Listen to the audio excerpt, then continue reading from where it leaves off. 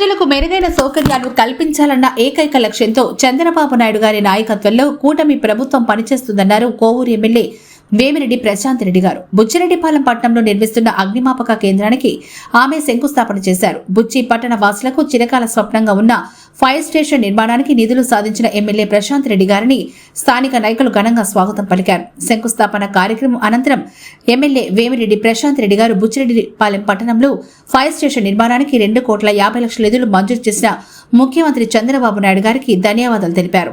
కోవూరు నియోజకవర్గంలో అగ్నిమాపక కేంద్రం లేకపోవడంతో దురదృష్టవశాత్తు ఎక్కడైనా అగ్ని ప్రమాదం సంభవిస్తే నెల్లూరు నుంచే ఫైర్ సిబ్బంది సంఘటనాస్థలానికి చేరుకునే లోపే జరగాల్సిన నష్టం జరిగిపోయేదని అన్నారు.